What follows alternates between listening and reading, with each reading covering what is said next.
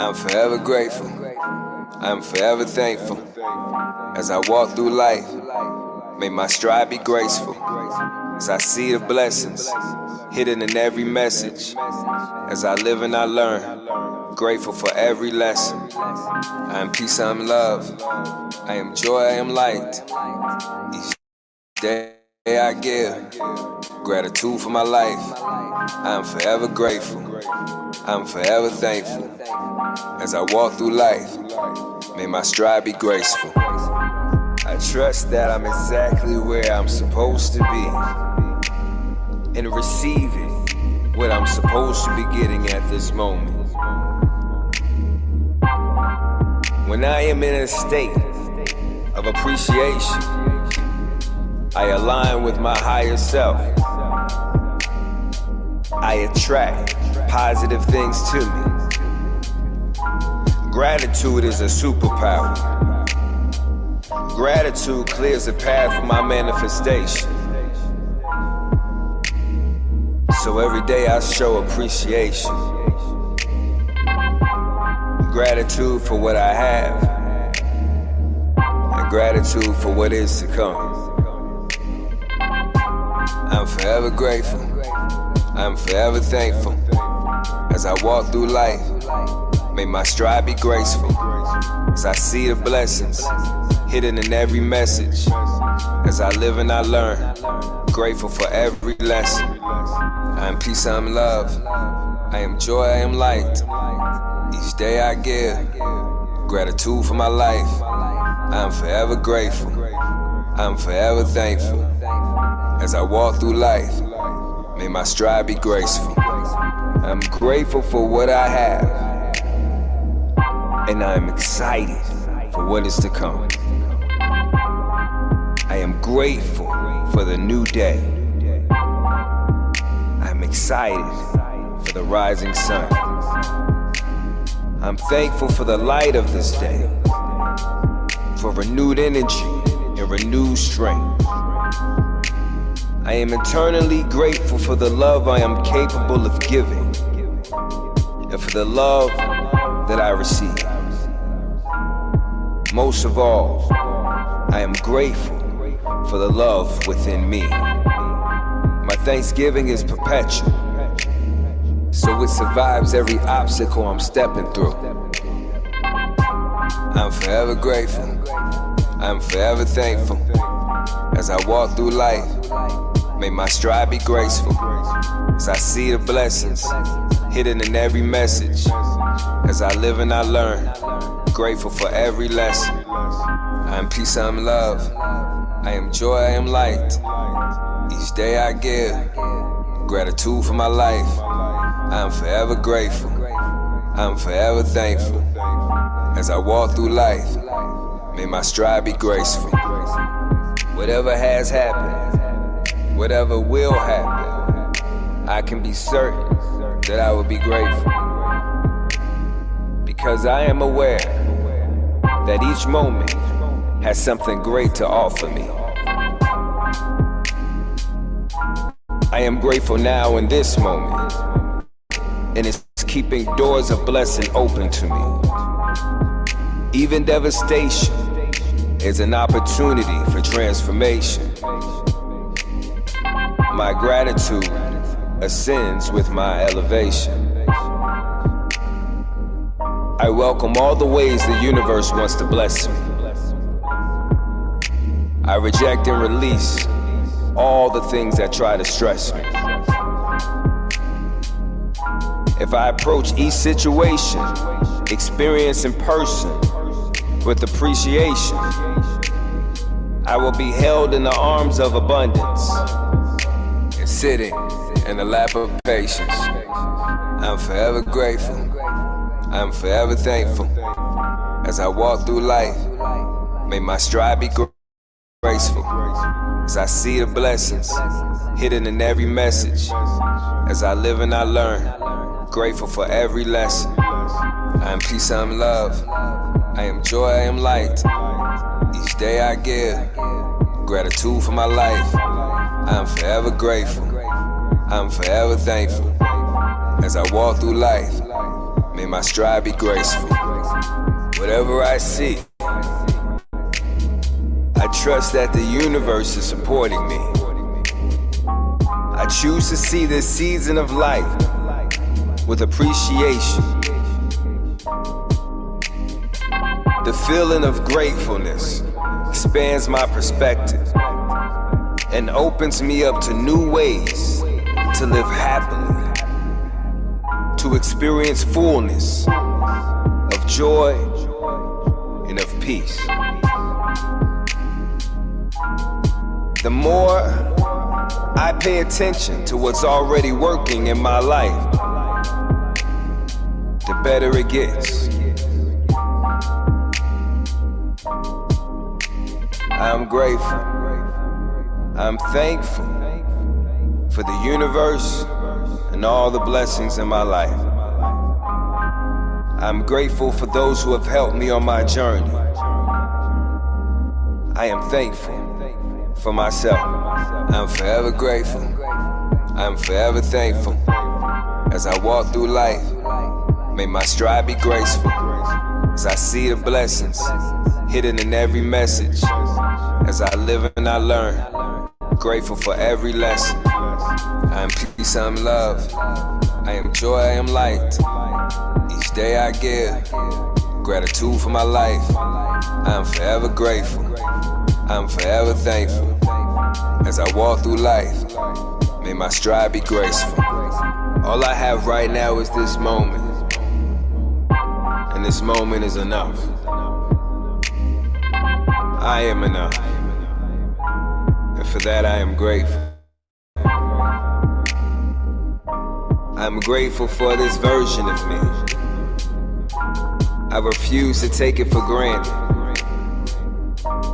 I refuse to take any single day for granted. I will embrace them all with a sense of gratitude. I accept both my burdens and my blessings. I see the beauty in them both. I will learn from them both. I will create from them both.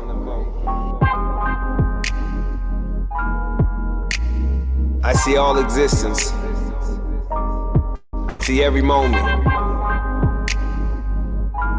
I see every day as an opportunity to be greater than I've ever been. I'm forever grateful. I'm forever thankful. As I walk through life, may my stride be graceful. As I see the blessings hidden in every message. As I live and I learn, grateful for every lesson. I am peace, I am love. I am joy, I am light. Each day I give gratitude for my life. I am forever grateful. I am forever thankful. As I walk through life, may my stride be graceful. I'm thankful for the fun, the wealth, and the joy. I am happy and feel fulfilled in this moment. I am excited for what this day will bring. I am grateful for the tremendous opportunities for growth that the universe has placed before me. Even though some days will bring turmoil, I am making a conscious decision to seek peace within my being. I have decided that I will control my emotions. My emotions will not control me. I have decided that I am going to be grateful for the light that I see and the light that I am. Every day, I have more and more to be grateful for. And every day, I will show my gratitude. I'm forever grateful. I'm forever thankful. As I walk through life, may my stride be graceful. As I see the blessings hidden in every message. As I live and I learn, grateful for every lesson. I am peace, I am love. I am joy, I am light. Each day I give gratitude for my life. I am forever grateful. I am forever thankful. As I walk through life, May my stride be graceful.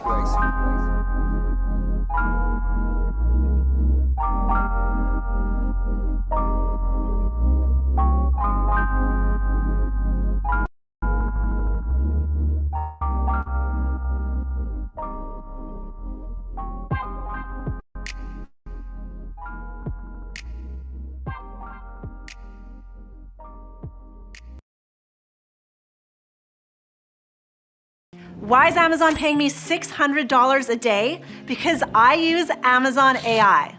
I'm going to show you a way to potentially make money by pairing Amazon with the power of AI.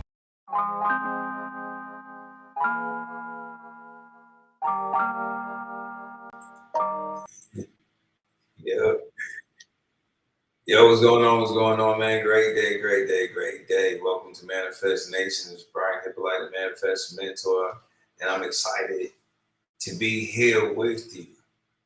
It's been a moment. It's been a couple of days. Maybe it's whether it's over the weekend. I don't think I broadcast on Friday. There was a lot of motion going on at the end of last week, so I apologize for the days that I was not able to broadcast. And then the other side of that there was so much going on that I know there was one day where I just didn't have the bandwidth to do it. And so this is new. It's definitely a new and an adjustment for me as far as the time commitment. And I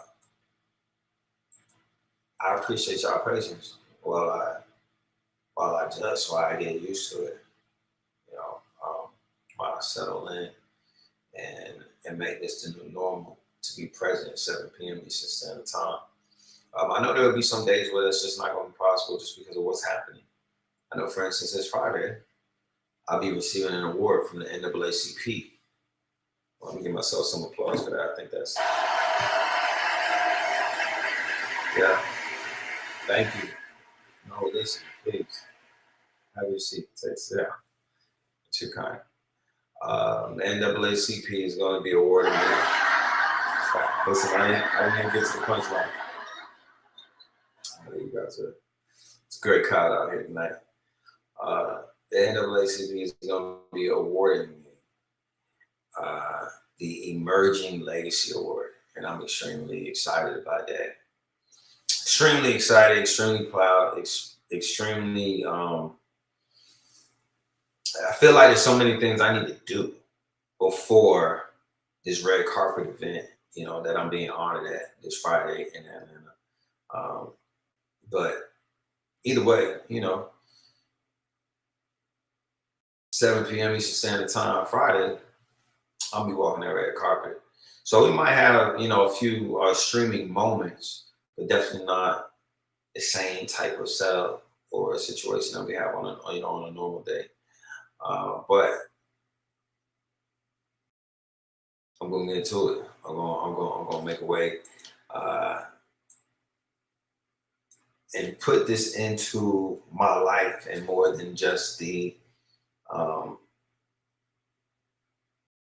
think just that episode basis that I originally conceptualized it as. So what does that mean for you? I mean, it's gonna mean more exposure to me and to my life. It may not always just be at what's being broadcast at 7 p.m. Eastern Standard Time on weekdays. Be other times throughout the day where I'll share myself, my life, my journey, my growth, whatever, my realities with you. And what I have realized that I've become extremely private, and I like that. I like that. So, there'll be moments where, even to be extremely honest, like there'll be moments where this is, whether it's broadcasting or going live on any other platform or doing any other thing for that matter, like I'd be like, I'd rather just chill. I'd rather just give myself to myself versus giving myself to, to everything else or everyone else. And I love that for me. But I also know that there's work to be done. There's empires to be constructed, if not on earth, in the minds of the chosen that I'm sent to, speak to. And, and really that's what this is all about, is the calling. Is the calling of all of that has me here, that has me trying to figure this out, that has me with the desire to create this space, hold this space, be this example, create these resources, build these systems that allow us to be free, that help us be free. Not that because I proclaim to be perfect or anything that makes me some expert in it, other than my life experiences, other than the last 5 years of being intentional and teaching on personal development, on connecting with the divine thing, and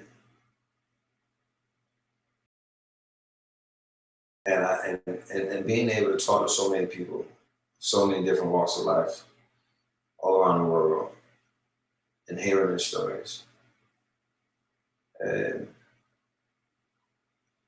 seeing what it is that we all essentially are looking for, that we see value in.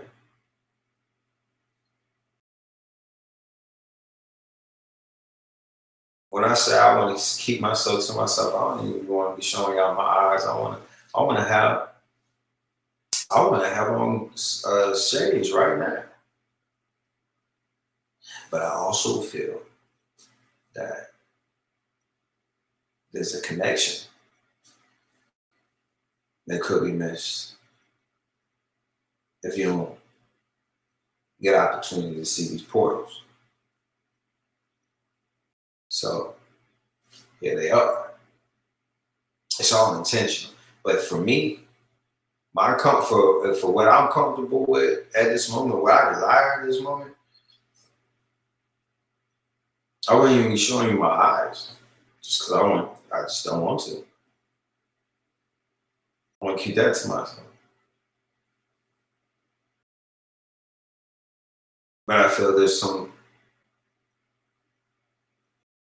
purpose in it, and sharing that with you. And I share that with you to illustrate just the depths of where I'm at. Where although there's so much of me that wants to stay to myself, there's a calling within me to share myself with you. I've imagined this being the way to do it in a long form fashion. I've imagined this being the way to do it, to build community in the process, versus just doing long podcast episodes, which I'm also down to do, and we'll be shooting soon. But I felt like this was the opportunity to where I could build on top of the community that I've already had, but create a place, a space where people know on a daily basis they can come get their soul fed and offer them soul food. So that's what compels me. That's what drives me. That's what makes me feel loyal to something that makes me feel bad if I don't show up and show out for it. Such as this. Last week I was struggling internally when I wasn't able to be here. And I've had jobs that were paying me good money that I didn't care that much about missing. You know what I mean? Like, but internally, I made this commitment to myself. I made this commitment to others who have already seen the things I've advertised, and I've made this commitment to anyone that's watched the previous episode that I'm going to show up 7 p.m. Eastern Standard Time, Monday through Friday. And since the moment I said that, it's like everything be happening in that life at 6 p.m. Eastern Standard Time, Monday through Friday, to stop my ability to broadcast at 7. And it's the reason, to be honest, it's the reason why I did not want to set a specific date or time. It's like when I started the channel, I was like, I'm just going to go live whenever I go live. I don't want to set a certain time on it because then I don't want to have the pressure of keeping it, you know. But if I want to be reliable and want this to be a reliable source of anything for you, I you know, eventually I talk myself into, well, no, show up on this time, and we're going to pick the time, and we're going to make the adjustments that we need to in our life so that we can honor that and pull that off. And it's been the funniest thing, just watching life create challenges to stop me. At least that's what it feels like. And so I know a lot of you can relate to that, as I know many of you, hold on, let me just chill. As I know many of you have been in situations before where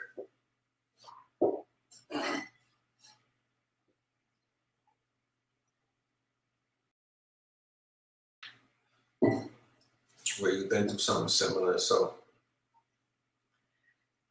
it's not always about what it feels like. It's not always about what it feels like, man. Once you've committed to something,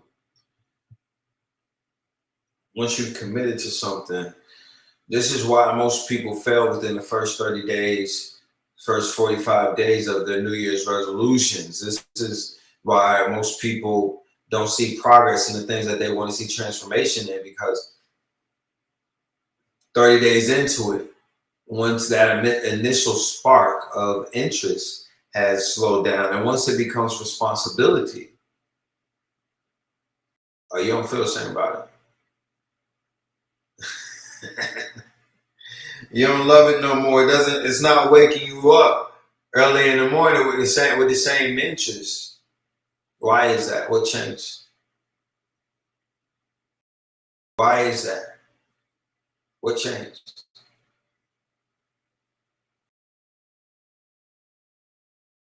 There's a lot of, last week I talked about comfort a lot.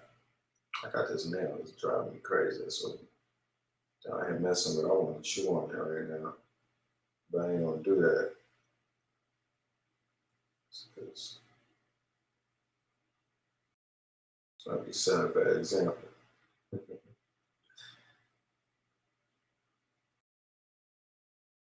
All right. Yo, last week I spoke on comfort, right? So last week we were speaking on comfort. And this week, I really want to talk to you about the prison of pleasure. When comfort feels better than calling. So I started this episode explaining what I've been explaining to you. Just how even in what it takes to even just do manifestation, something that I feel called to do. I'm battling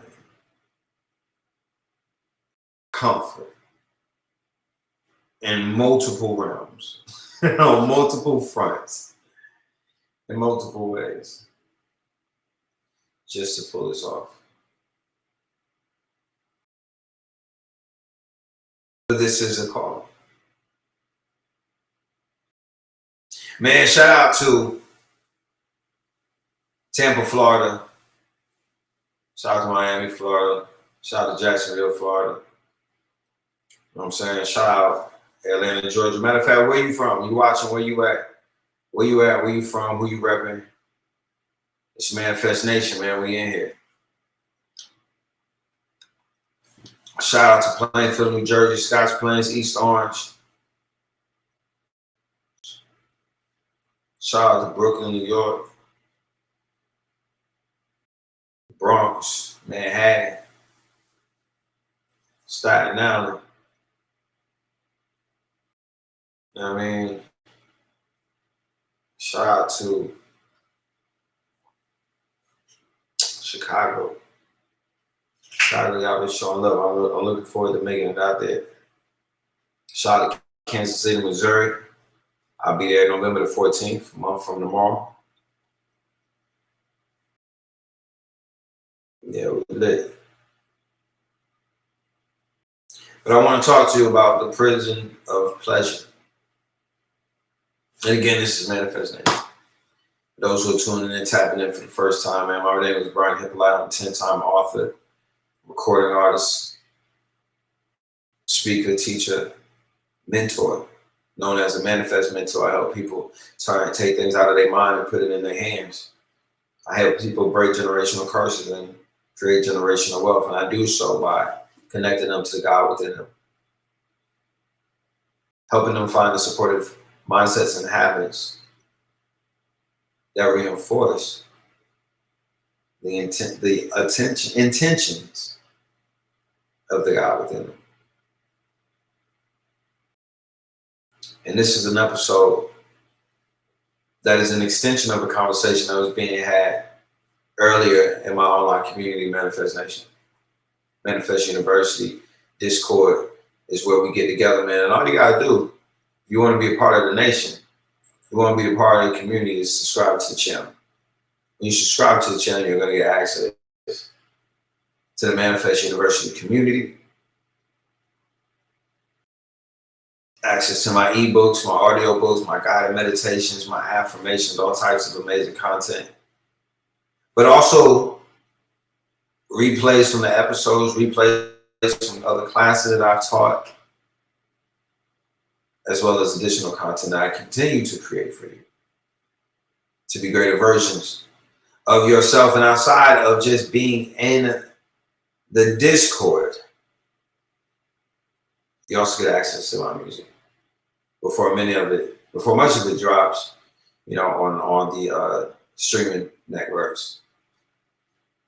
So let's get to it though, man, because we over here, Manifest Nation. Y'all know what it is. This is the territory of truth. This is the land of the sovereign ancestors in training. You hear what I'm saying? Here we don't chase feeling good. We chase being great. We don't serve purpose. We don't serve pleasure. I was about to say, what did I say? We don't serve purpose. That's what we want to serve. We go and serve our purpose. We don't serve pleasure.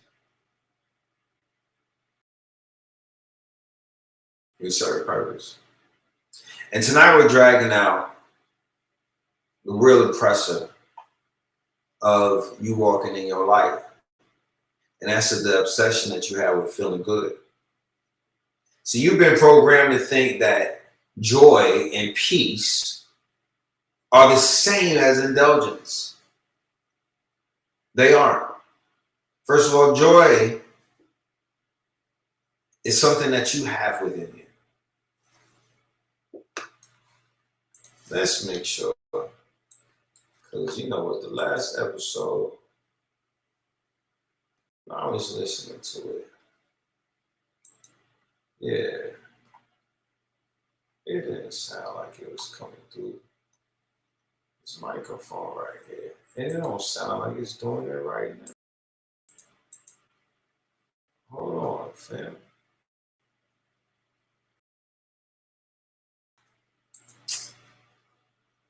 Hold on, fam. Oh no, we gotta get right, y'all. We gotta get it right. Listen, this is what we're going to do. This is what we about to do. We about to take a quick little commercial break. We about to take a quick little commercial break, fam. So I get that audio situation worked out.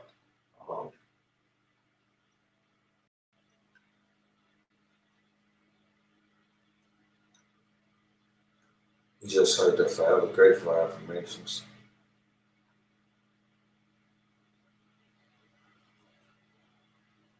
We ain't got to take a break from the mind and all this story. Yeah. This song we're talking about real quick. Hold on.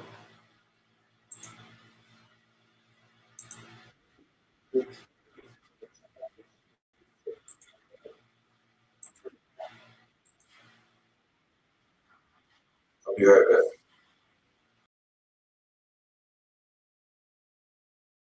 Our reality like now we have the opportunity to be greater than anything that we've ever faced before, because we have the ability to move differently. And I want to tell you exactly what I mean when I say that. One, and I'm talking out of my book, The Greater Existence, 111 Keys to Walking in Your Infinity. This is my 6th book, and this is the one that really offers you a new language. It really move different, go through life and experience a much. If you want to know how to live successfully, if you want to know how to manifest the things that you desire, if you want to know how to create the realities that you want for your life and for your legacy, you can ask for help if you don't know how to do it. But the thing is, you can't ask for help if you're willing to stay where help is not going to come to. Sometimes when you ask for help, that means there's things that you must do so that you can get to help, right? You must make yourself available to be helped. Oftentimes we ask for help in things and think that someone is just going to take us from one point to the end, but there's work that you must do. And on this journey, on a safari of personal development, of self-mastery, of tapping in and getting used to the God within you rather than the man within you, when you get to experiencing that version of you, it's going to require you to be more familiar with your greatness than the things that you consider to be your flaws. Again, I want you to make sure that you understand that childhood may shape us, but it does not have to control us. So this book right here that I'm reading from, this is key number 73 for those who may have it. It's available at brianhyppolite.com. If you don't have it, matter of fact, you get it absolutely free when you join Manifest University to be in my daily classes.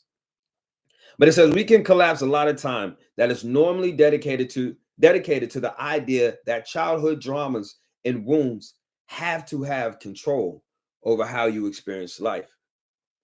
Again, these events may shape us, but they do not have to control us. These triggers reveal what still needs to be healed. Release the thought that triggers do not force yourself to respond in a certain way and become fully responsible for what you do at all times. So your triggers that may stem from where people say this came from, I grew up a certain way, or I experienced a certain thing, or I wasn't loved a certain way, or I didn't have a certain thing. Everyone wants to reach back in their past and pull up something and say that that's the reason why they aren't operating at a certain level of life, or they aren't having accomplished a certain thing, or they aren't capable of doing a certain thing. And that's only an excuse.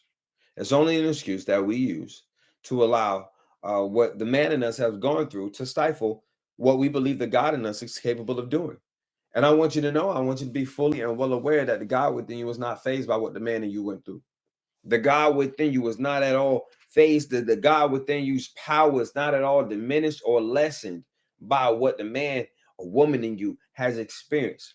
So there are some things that we go through that may not feel good, but listen, feelings are visitors. I had to tell this to my partner last night. Feelings are visitors. I understand you in a situation right now that really don't feel good. I'm sure it's tapping on your ego a little bit. I'm sure it's messing with your head a little bit, but listen, feelings are visitors. They don't stay here. Stop treating these feelings as if they stay here, as if they live here, as if they pay rent here. Stop allowing them to stay for free. Feelings of visitors, let them go. The problems come in when we begin to treat our visitors like family. You hear what I'm saying? When you treating your feelings like family, like these are things that are supposed to come and go. You're supposed to have them, accept them, release them, and move forward. But you keep them close to you. You validate them. You look for things to make them stronger. You begin to feed them. Don't feed your fears and don't feed those feelings. Get aligned and move from there. Rather than the things that happen, the circumstantial situations that come through your life on a day-to-day basis, you don't need all those things to go right for you to go right. Matter of fact, if that's what you need, if that's what you're requiring, you're going to have a hard time. Life going to continue to beat your ass year after year, season after season. If you need and require everything around you to go right for you to go right. Matter of fact, that's the weakest way to go through life. Because let me tell you, it's not going to move like that. It's not going to be like that. But greater is in you than what's in your problems. And that's what you got to understand. That's what you got to stand by. That's what you got to stand on, that you are greater than your problems. You greater than what you experience. As a matter of fact, in case nobody told you, you greater than your flaws, your fuck ups, and everything that went wrong. And today's a good day to stand on that. Today is a great day to not allow life to life you. You better get up and stand 10 toes down and do what you got to do to get where you want to go. I know you got a dream. I know you got a goal. I know there's something that keeps you up at night in a good way. Like it inspires you. There's something that you want for yourself, not just for your first name, but for your last name. I'm talking to those who's out here living for their last name. You know what I'm saying? I'm talking to those who out here breaking generational curses and creating generational wealth. You on that type of time. I'm here for the people who understand that heal people help people get healed. We're changing like the direction that our family trees was going in. And I'm here for those people. I don't got a lot of time for the people who like to waste a lot of time. I don't really make myself available to the people who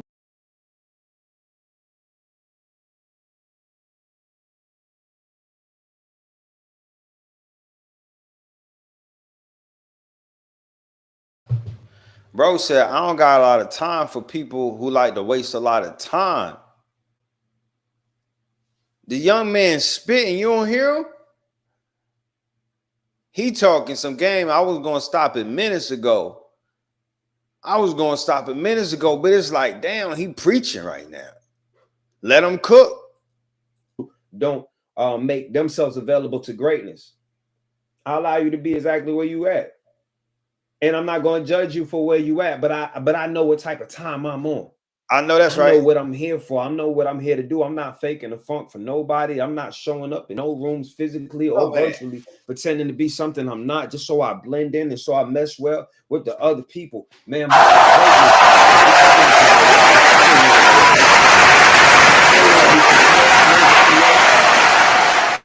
I hear people saying you the new such and such, and you a better version of such. Listen, I'm not here for none of that. Matter of fact, I spend so much intention in being so original in everything that I do and everything that I create. It's not a compliment to me.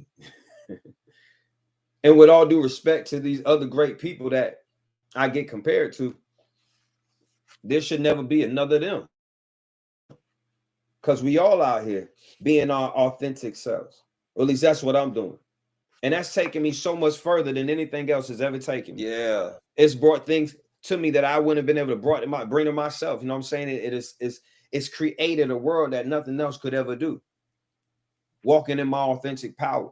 That's why I'll be the first to tell you, you just need to be true to who you are, and everything else will fall in line. Most of us have spent so much time going through life trying to be everything and everybody else for everything and everybody else that we aren't connected to who we are.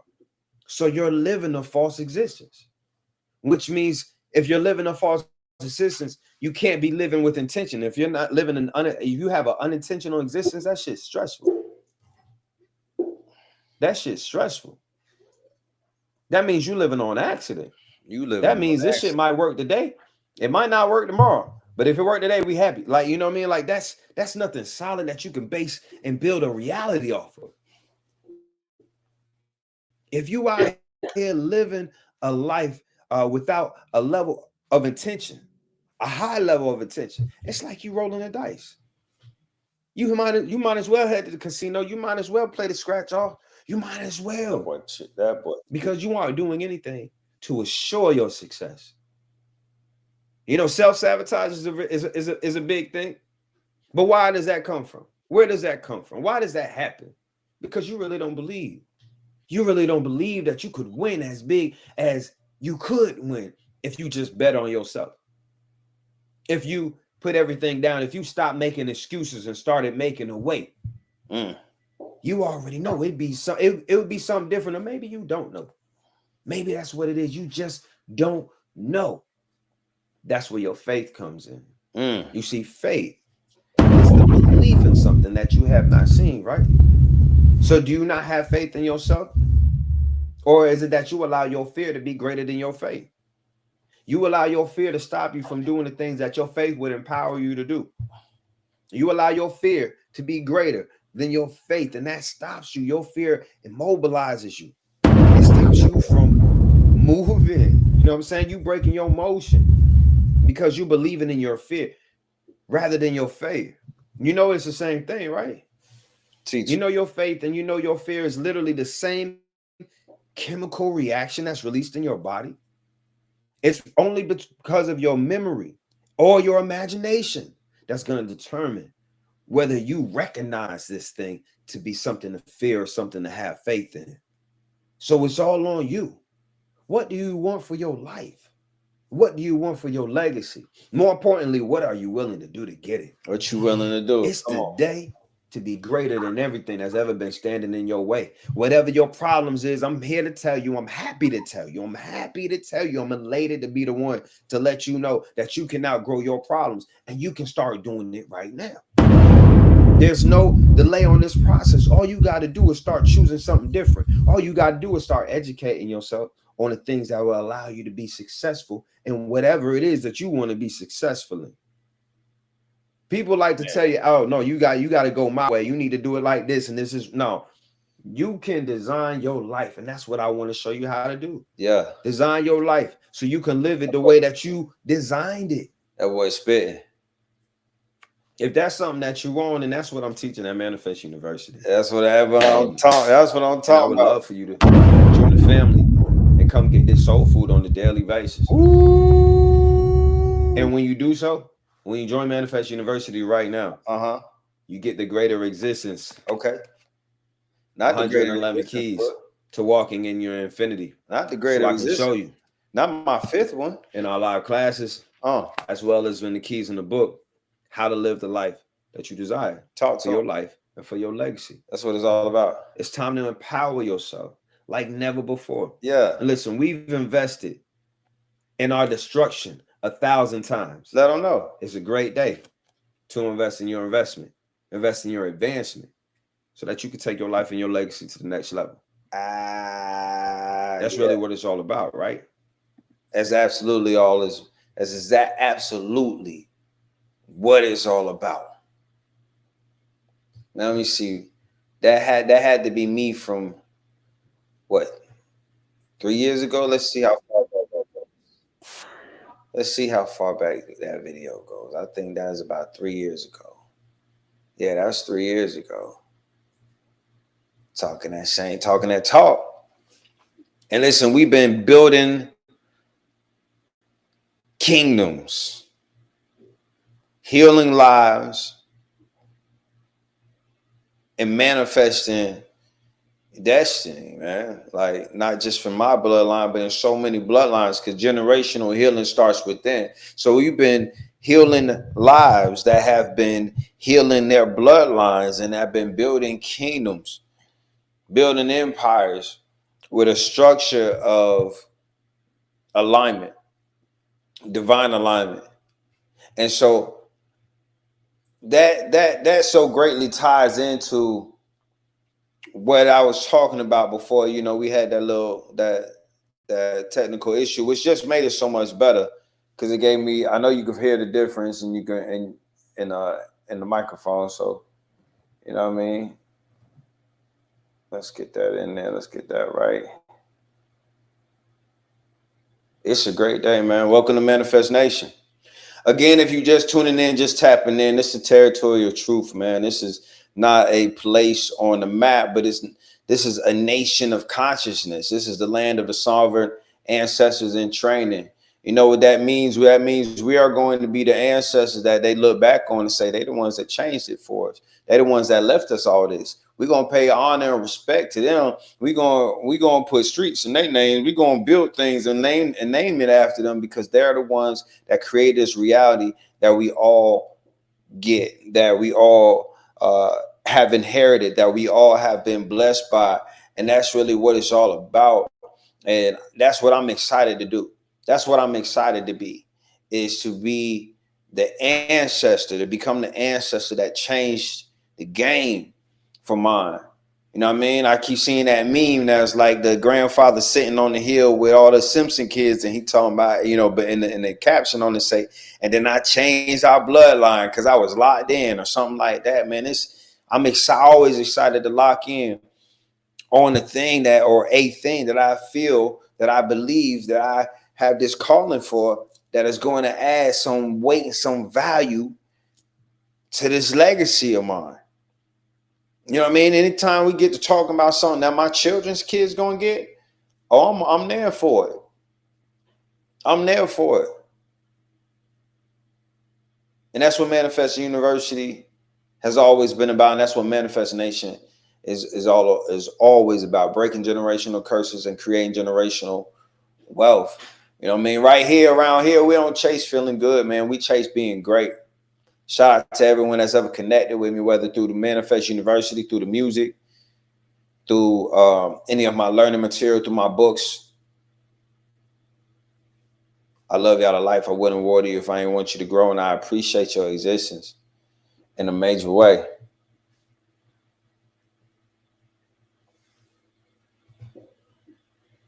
You've been programmed, and that's why I'm here tonight, because you've been programmed to think that joy and peace are the same as indulgence. And that's what I want to talk about. Let me get Instagram right, because I don't even know if y'all all right. Let's see, we get y'all like this.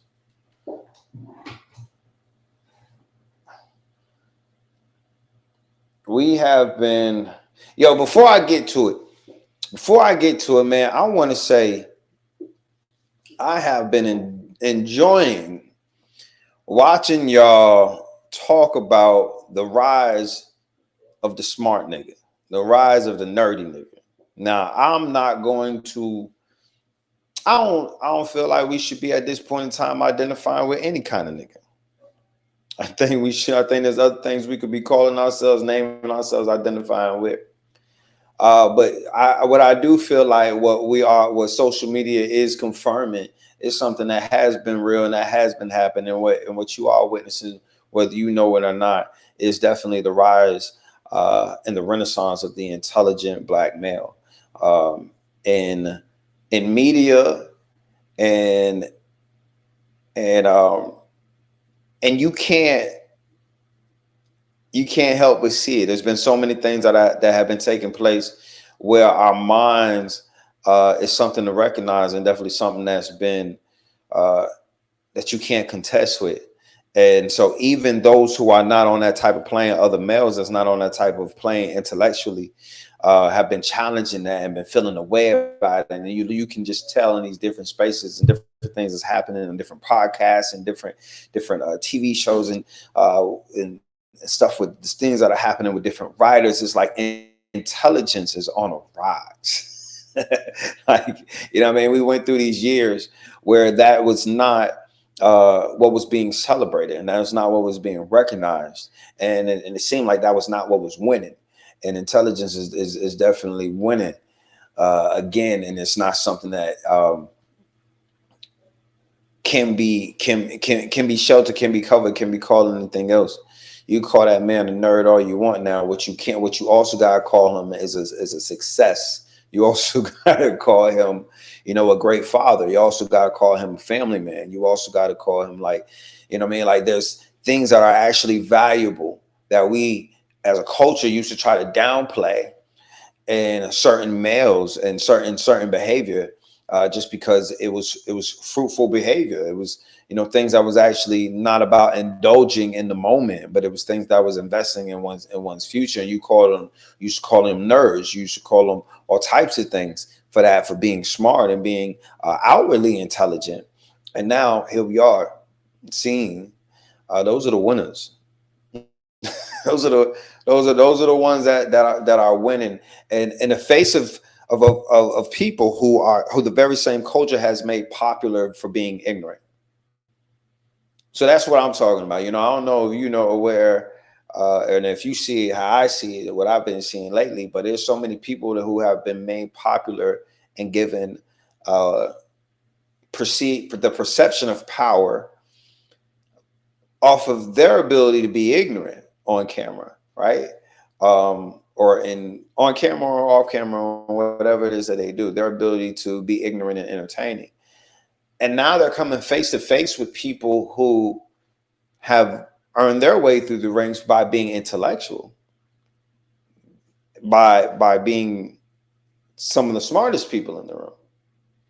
And you putting these two people in the same room now and having them work and speak against each other. It's been pretty interesting to see the rise of the intelligent figure, black male, in our culture, in our society, and it's a beautiful thing, because this goes back to what I really was talking about, is that there's a big difference between joy, peace, happiness, and indulgence. Like, happiness is what you have when things go your way. Happiness is a byproduct of you having what you want, you having what you desire. That's happiness. Okay, so we get that. But joy and happiness are not even the same thing. And there's way too many of you who do not know the difference and are living a life that reflects how you don't know the difference between joy and happiness. So let's break that down. Again, your happiness is things that you desire. You having things that you want. The byproduct of things going your way. Joy does not require things going your way. Joy is a natural resource. I liken it to the same way that water is a natural resource to this planet. I'm from Tampa, Florida. There's places that we can go to that I could walk you up to, and when you go and see at a brook, at the beginning of a body of water, you can see it springing. You can see the sand bubbling, and that's water coming out of the earth, new fresh water coming out of the earth and coming into the stream, coming into this lake, coming into this canal, whatever the case may be.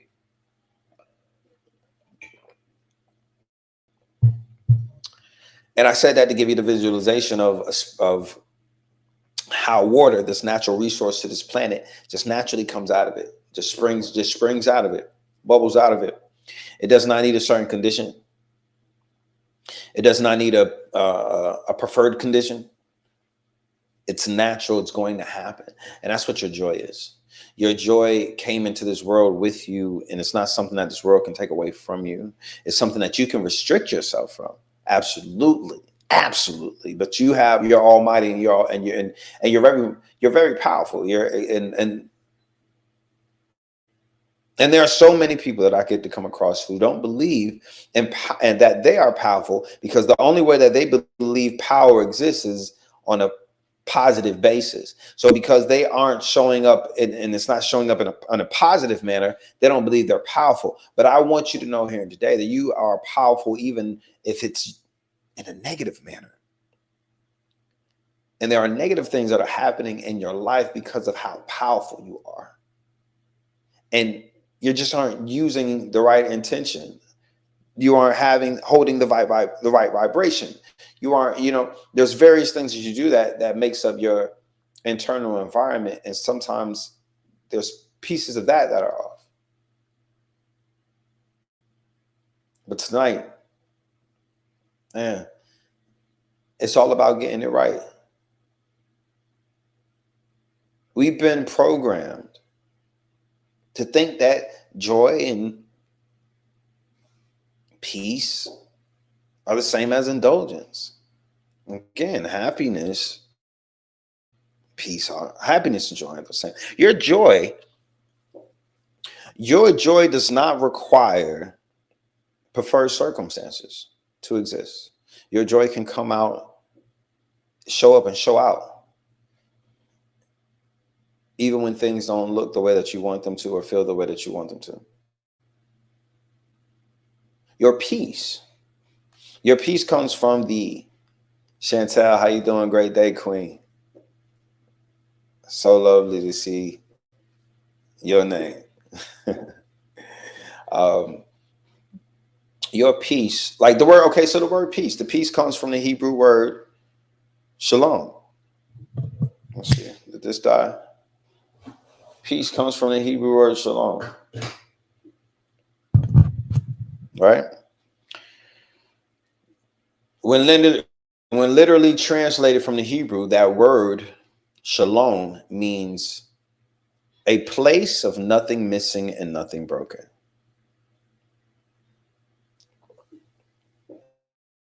Think about it. Of nothing missing and nothing broken. And anytime nothing is broken, you can't tell me that you were anywhere else but in a peaceful place. Nothing is missing and nothing is broken. And the thing is, we often like to think that that is, again, preferential. There may be things that you may deem to be missing. And the universe is saying that's not missing. That's not meant to be present. It's not missing. You may want it present, sure. You may desire to see it, have it, feel it, whatever. Sure. But it's not meant to be present at this moment. At this intersection of time and space. It's not meant to be present. You may judge it to be missing. But God is saying it's not missing. It wasn't meant to be present. You may say it's broken. Your ancestors are saying that wasn't supposed to be there. That wasn't supposed to be together. So this is all about recognizing that everything is in its proper place. And to know that everything is in its proper place, what else would you describe as peace? You see, these three things that I have explained are not the same as what you receive when you indulge. We've been out here indulging and saying that we are giving ourselves joy, finding our peace. We aren't. Pleasure is a powerful servant and a ruthless master. You don't need an enemy when your impulses own you. You don't. You don't need an enemy. You don't need anybody to be working against you when your impulses own you. Pleasure promises freedom, but it delivers slavery. You got to know that.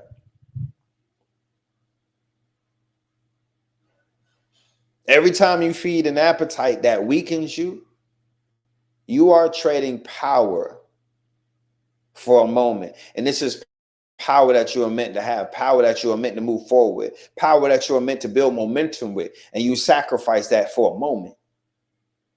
Every time you feed an appetite that weakens you, that lessens you, that pulls you away. We used to call it getting faded. We used to call it getting faded, right? When we smoke. And one day, this man who I really respected, his name is Tim Story. He's a movie producer, Christian man, and I think he's a Christian. He would definitely pull up to the Christian churches to get their money and talk to them. So I think you're Christian. But one day he was just talking about matter of fact, he is, because he has a church in California. It's all hitting me now. He got a church, and like he's like a celebrity life coach, whatever. Anyway, he was at my church one day, a long time ago, and he was speaking against vices, I suppose. And he said, why would I want to get faded? I want to be in my full vibrance. Now that ain't stopped me from smoking, but that it stuck with me. It stuck with me at that time, like exactly the picture that he was painting. Why would I want to partake in something that makes me less than? And he asked several powerful questions that I still reflected on in later years, once I really was ready to take that step to separate myself from the vices that I had gotten used to over the years. And some of those things were, well, one, you believe that this thing is either giving you something that you believe you don't have on your own, or you believe that this thing is taking something away from you that you believe it has the power to take away. Either they're giving you something or removing something from you. The appetite that you have for it is because of a lie that you believe that connects you to it. And I was sitting there like, man, this guy, he making a lot of sense. And I say this might have been like, I don't know, 15 years ago. Making a whole lot of sense. Why would I want to get faded? I want something that's going to add to me, right? And I was like, man, this guy making a whole lot of sense right now. This is not what I came here for, man. I did not come here for this man to be making all this sense, talking about these vices.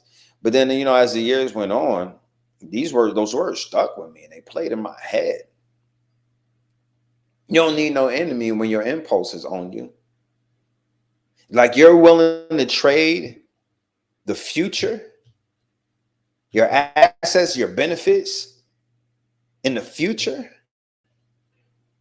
for something in this moment. That's crazy. That's crazy. The best math that you could ever learn, right, is the future cost or payout of a present decision, right? That's the best math to learn.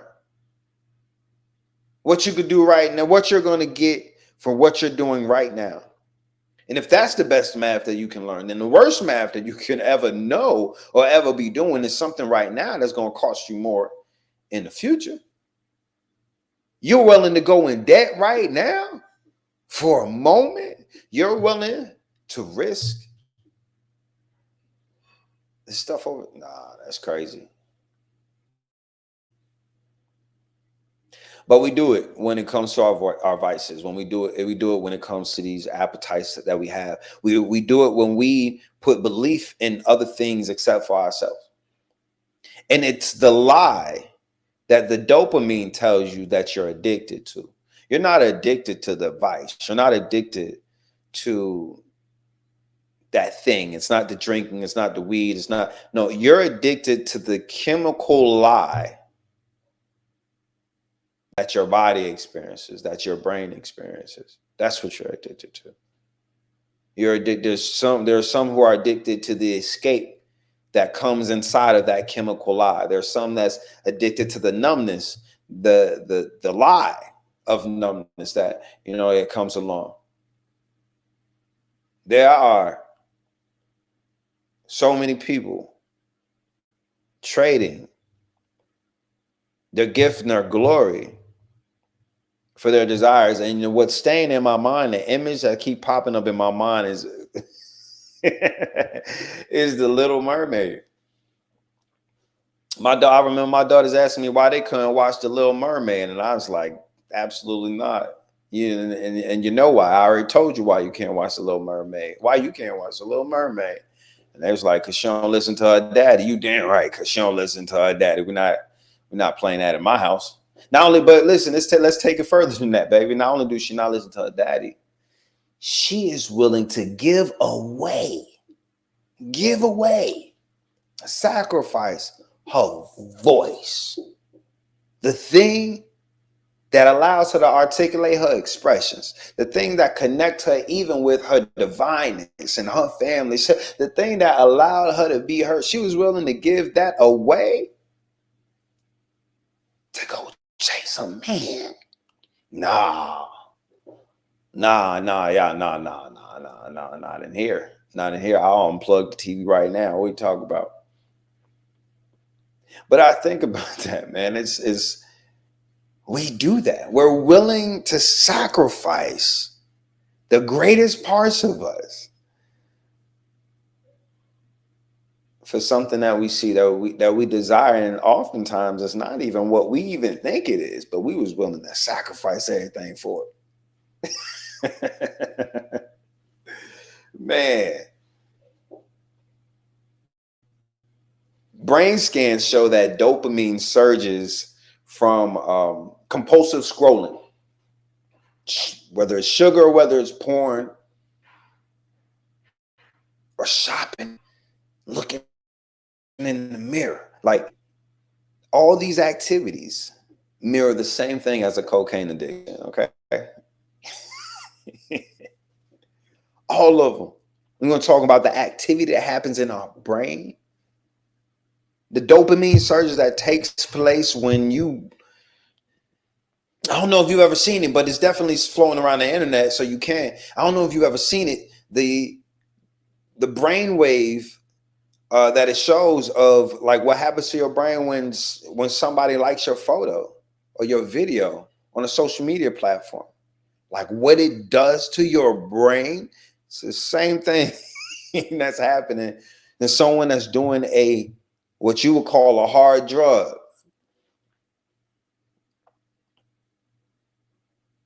So what's the difference? One drug destroys your health, the other destroys your destiny. Tonight we expose how pleasure have become a prison, your prison. But as we do that, we'll also expose how discipline will break the bars. Let's talk about the science behind the sedation that you be experiencing. We was just really basically speaking on it. The brain rewards survival behavior with dopamine. Okay, so modern culture hijacked that system. Instead of working for food and purpose and connection, we get the same chemical from shortcuts, screens, sex, spending. And over time, our receptors dull in our head. So we need more stimulation for the same satisfaction. That's what the sedation is doing and has been doing over all these years. So that's why I told you, you're not addicted to the thing. You're addicted to the chemical lie that it gives you. There's a lot of people who think they're relaxing, and really you're rewiring yourself for weakness. You're rewiring yourself for not pushing forward, not executing what you need to. And I'm not against relaxation. I'm the last person to tell you that you need to be all in the hustle and bustle of things and that everything comes from a performance place, because I'm not in that season where my life even reflects that. The more I rest, the more peace I have, the more blessings come my way. The bigger checks just show up at my house. The big opportunities just come through my phone. The more I say I don't have to do it in order for it to be, you know what it is? It's crazy, because it's almost like I'm putting it in God's hands, or it's almost like I'm trusting the universe. It's almost like I'm believing that my mom and the rest of my ancestors got my back, because all of a sudden I'm just resting and getting sleep and I'm not making myself work 12-hour days because I believe in this vision and this destiny and I must do X, Y, and Z to make it manifest. And all of a sudden, I'm laying in a hammock telling the sun good morning as it comes up because I'm not doing nothing. I'm just being. We have all these genius, we have all this purpose, we have all these things. We know how to be all these things, but sometimes you just got to learn how to be. You just got to learn how to be. You've learned how to be the mother. You've learned how to be the father, the husband, the wife, the this and that. You've learned how to be all those things. Can you just be, though? Can you just allow yourself to be and allow that to permeate? Allow that to permeate. Allow that to become greater. Can you just be? Many of us are addicted to the chemical lie of us. Many of us are addicted to the dull version of us, and it's a great day to come into full color. It's a great day to start dreaming again. Shout out to one of my mentees where I was speaking to her a few days ago, and I said, she's at like day 60, somewhere around day 60 or day 70 of not smoking weed anymore, and she's been having some phenomenal dreams. She's like, I don't think I've ever dreamed so much. Like, you're not just doling yourself down, numbing yourself just in the way that you think. You're numbing other brain receptors of yours.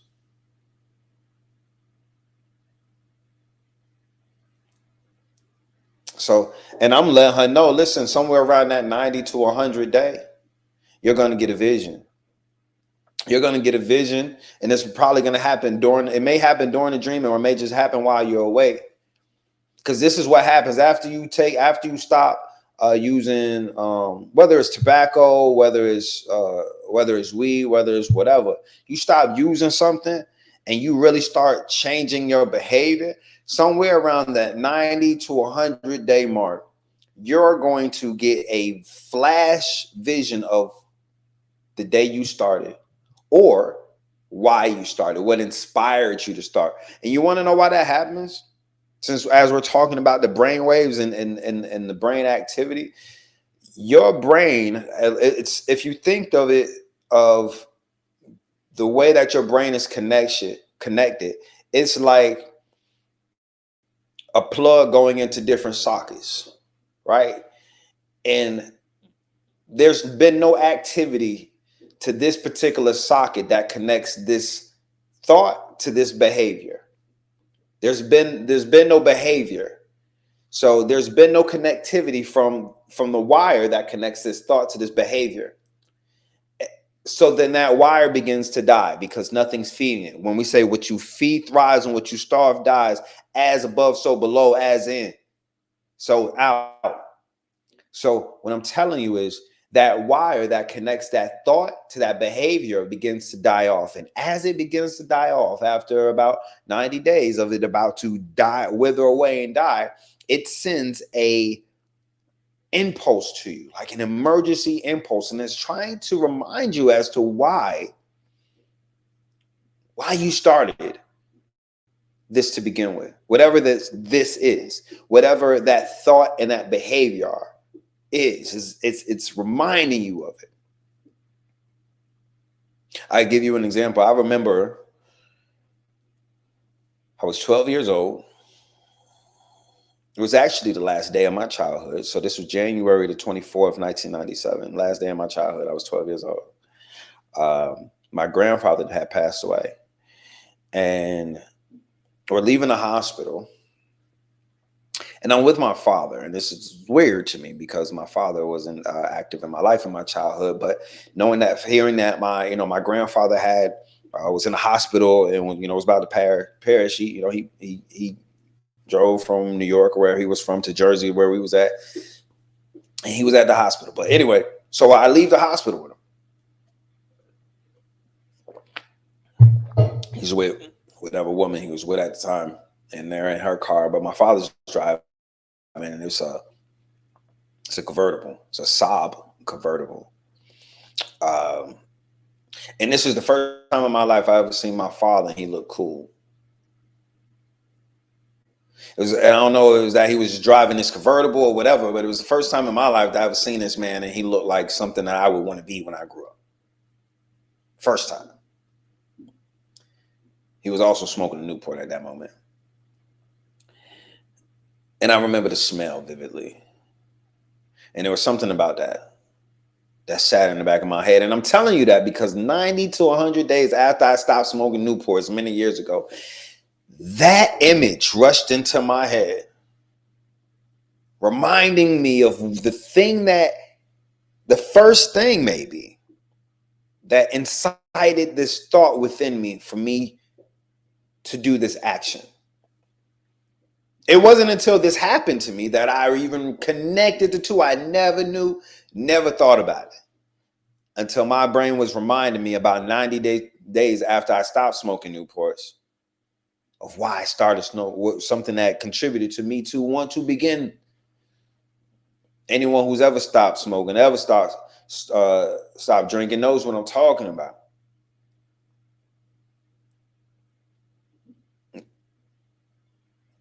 Yo, I'm gonna ask you a question. And this is a question that I want you to ask yourself.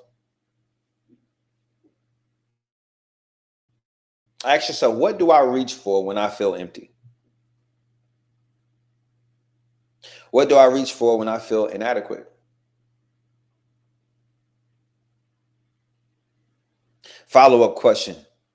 Does it fill me? Does it distract me? Does it add value to me? Or does it distract me? Now, big shout out to everyone that's tapping in on Twitch. If you're watching this from anywhere other than Twitch, you're just getting a piece of this episode, this broadcast of Manifest Nation that's going down. That's live weekdays, 7 p.m. Eastern Standard Time on Twitch. So tap in with me. You can watch it on the web. You can watch it on the app.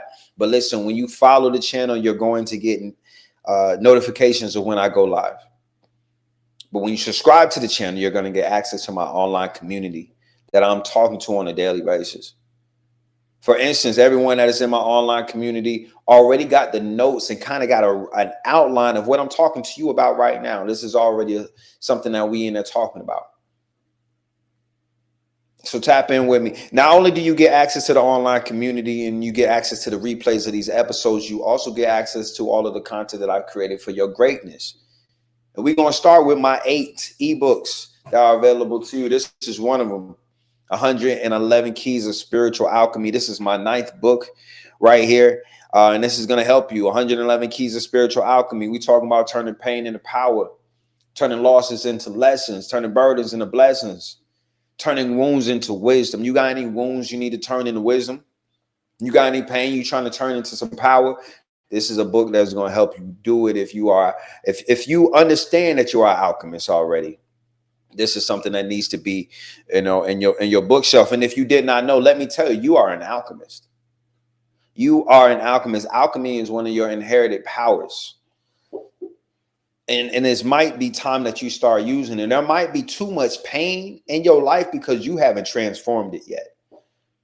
You might keep having so much resentment and so much anger for those people because you're mad about what they did to you. But really what you're supposed to do is take that pain, turn it into some type of purpose, and use it as fuel for your power. But because you haven't done that, because you haven't alchemized, because all it is remaining to be, it's just that old pain. You still hold on to these old feelings.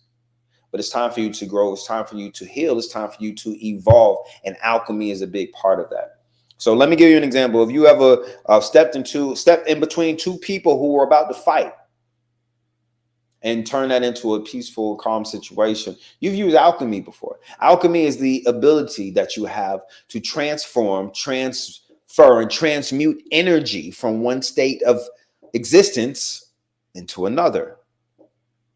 You've done that. Now it's time to be much more intentional in doing it. And what I would love for you to do is give me a number between 1 and 111 so I can read you a powerful key out of this book. And of course, this book is available at brianhyppolite.com. But when you subscribe to the Manifest Nation channel, listen, when you subscribe to the Manifest Nation channel, you get this ebook absolutely free, along with 7 other of my ebooks. You get the guided meditations, the affirmations, the audio books, all of the content that I've created. I've never given away so much access and so many resources for so little.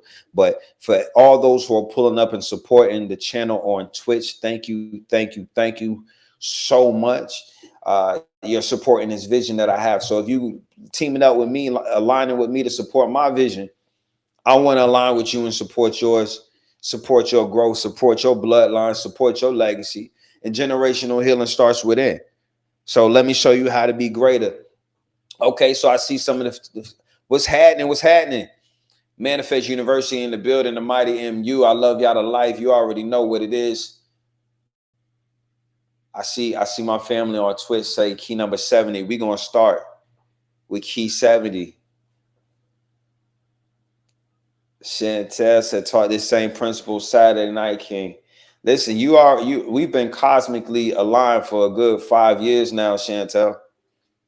Chantel, we still supposed to be teaching together. We supposed to be writing books and creating things.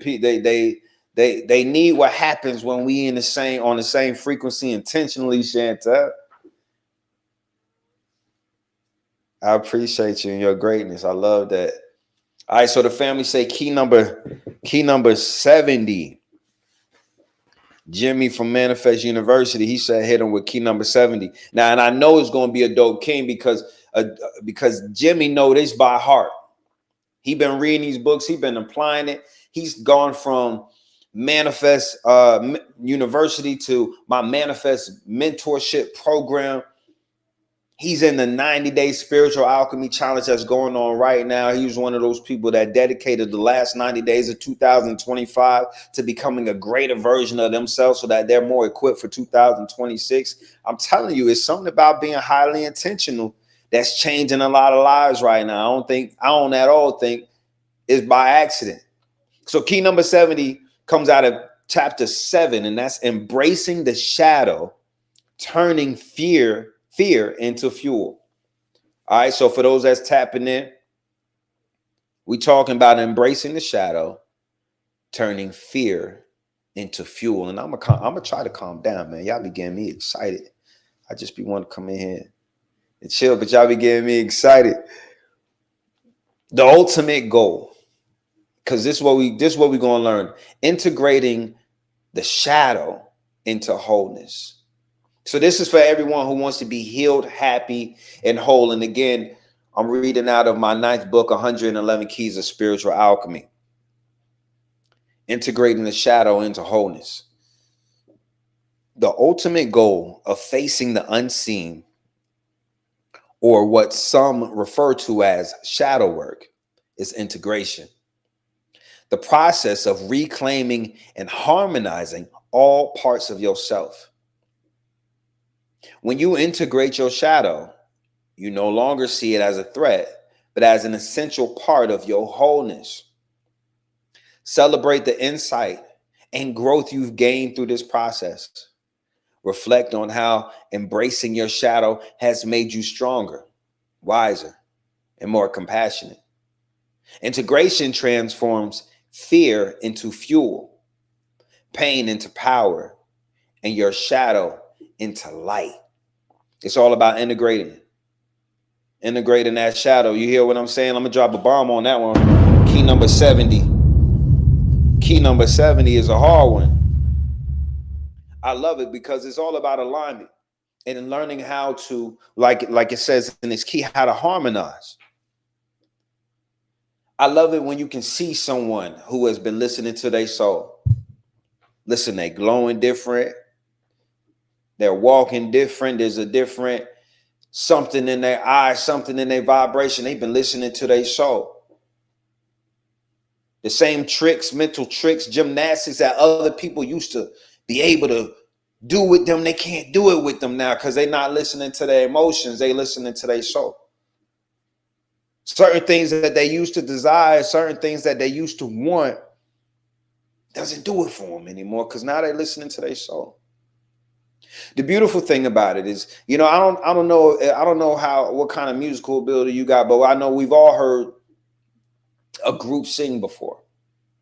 None of our favorite groups could ever exist without harmony, without the ability to harmonize, which means that these members of these groups were all listening to each other and making the appropriate decisions, vocal decisions with themselves, so that they were all in unison, all in harmony, all operating in a beautiful vibration. What does that take? That does not just take the ability to sing, that takes the ability to listen. And y'all don't want to listen. That's why you've been struggling in the things that you've been struggling in. It's about to take a turn. That's why you've been suffering the way that you've been suffering. Suffering is proof that there's something different that you could be doing that would create a different result. And you've been suffering in the areas that you've been suffering in because the thing that you could be doing different,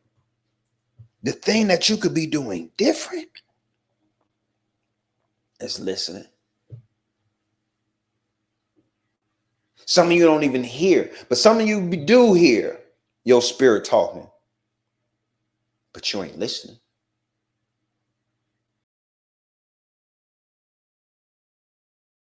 I grew up without guidance. Like I said, the last day of my childhood was January the 24th, 1997. I was 12 years old. My grandfather passed away. That was the last person on this earth that I guess feared. All the other men weren't there being leaders. There was being all types of other things, though. The niggas was outside. But there wasn't a man in the house no more. And often when you're young, or often through life, you start to become what it is that you need. It's always seemed to be the common theme every time throughout my life, as I would look to the sky and ask for a mentor, ask for someone who looked like me, who would see me, understand where I'm at and where I'm trying to go, and show me how to get there, because I didn't really have an example. And the sky will almost always echo back to me, that which you seek, you must become. And I'd be like, damn, again? Okay.